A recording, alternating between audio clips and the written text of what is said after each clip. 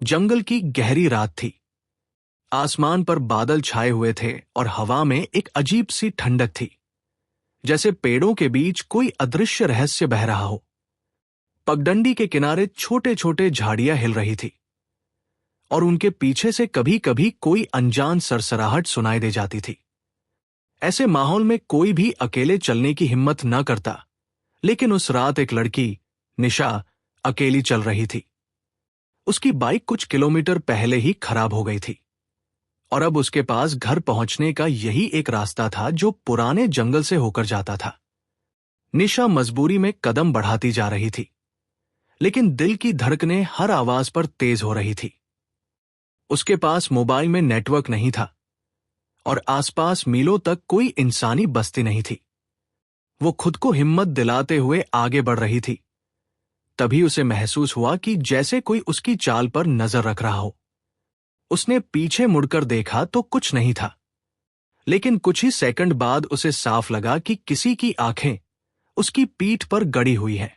वो धीमे धीमे कदम तेज करने लगी, लेकिन डर कदमों से भी तेज दिल में दौड़ रहा था। कुछ दूर चलने के बाद उसे बाईं ओर एक टूटा फूटा लकड़ी का घर दिखा, जिसकी खिड़कियों में से एक पीली सी हल्की रोशनी चमक रही थी। रोशनी स्थिर नहीं थी, जैसे हवा के साथ डोल रही हो। उस जगह को देखकर वो रुक गई। वो जगह वीरान थी, लेकिन फिर भी ऐसा लग रहा था कि वहां कोई मौजूद है। तभी उसे महसूस हुआ कि उसके सामने के पेड़ के पीछे कोई खड़ा है। एक छाया, ऊंची, स्थिर और बिल्कुल शांत। उसका गला सूख गया। वो पीछे हटने लगी, लेकिन तभी उस छाया ने झुककर एक कमजोर सी आवाज में कहा, डर मत, मैं तुम्हें देख रहा था क्योंकि तू अकेली है। उस आवाज में कोई खतरा नहीं था, लेकिन डर ने उसे सोचने नहीं दिया। निशा ने कांपती आवाज में पूछा, कौन कौन है आप? पेड़ के पीछे से धीरे धीरे एक बूढ़ा आदमी बाहर आया। उसकी दाढ़ी सफेद थी, कपड़े पुराने थे और आंखों में अजीब सा दर्द था। वो किसी भिखारी जैसा नहीं दिख रहा था, बल्कि किसी ऐसे व्यक्ति जैसा लग रहा था जो बहुत कुछ सह चुका हो।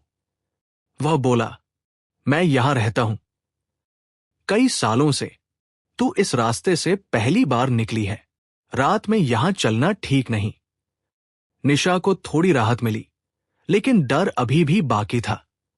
उसने थोड़ी दूरी बनाए रखकर पूछा, आप मुझे क्यों देख रहे थे? बूढ़ा आदमी कुछ क्षण चुप रहा, फिर बोला, क्योंकि आज बिल्कुल वैसे ही हालात हैं जैसे उस रात थे, जब मेरी बेटी इसी रास्ते से अकेली गुजर रही थी। निशा की सांस रुक गई। बूढ़े की आवाज टूट रही थी। वो भी अंधेरे में डरी हुई अकेली थी और उसे कोई मदद नहीं मिली। अगर उस रात मैं उसके साथ होता तो शायद वो आज जिंदा होती। इतना कहकर वो जमीन पर बैठ गया, जैसे उसकी ताकत खत्म हो गई हो। निशा के अंदर की घबराहट धीरे धीरे सहानुभूति में बदलने लगी। उसने उसे ध्यान से देखा। उस आदमी की आंखें लाल थी, शायद रोने से, शायद उस हादसे के बोझ से जो वो सालों से उठाए हुए था। निशा धीरे धीरे उसके पास आई और बोली, आप चिंता मत कीजिए, मैं ठीक हूं। लेकिन यहां अकेले क्यों रहते हैं? बूढ़ा आदमी बोला, क्योंकि मैं अपनी बेटी का इंतजार करता हूं। मुझे पता है वो कभी वापस नहीं आएगी, पर फिर भी लगता है कि इस जंगल से निकलकर एक दिन मुझे आवाज देगी। उसकी बात सुनकर निशा के रोंगटे खड़े हो गए। रात गहरी हो चुकी थी। हवा और भी सन्नाटा लेकर आ गई थी। दूर कहीं कुत्तों के भौंकने की आवाज गूंज रही थी। निशा ने हिम्मत करके कहा, आप चलिए, मेरे घर तक छोड़ दीजिए, मुझे डर लग रहा है। बूढ़ा आदमी थोड़ा मुस्कुराया, डरना मत, मैं हूं ना, जो मेरी बेटी के साथ हुआ वो किसी और बेटी के साथ नहीं होने दूंगा। फिर वो धीरे धीरे निशा के साथ चलने लगा। उसके कदम धीमे थे, लेकिन उसकी मौजूदगी ने निशा को अजीब सा भरोसा दिया। जंगल में हल्की हवा पेड़ों को हिलाती हुई गुजर रही थी और बूढ़ा आदमी बार बार रास्ते को देखकर उसे आगे बढ़ने के संकेत दे रहा था। करीब आधे घंटे बाद वे जंगल के आखिरी मोड़ पर पहुंच गए, जहां से शहर की रोशनी दिखाई देने लगी। बूढ़ा आदमी रुक गया और बोला, अब तू सुरक्षित है, आगे से रात में इस रास्ते मत आना। निशा ने कहा, आप चलिए, मैं आपको खाना और कपड़े दे दूंगी।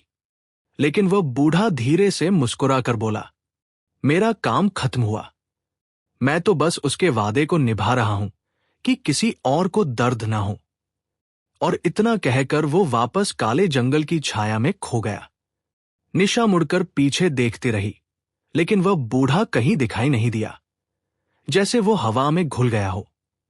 आज भी निशा को यकीन नहीं होता कि वो बूढ़ा सच में था, या उसकी बेटी की अधूरी पुकार उसे बचाने आई थी।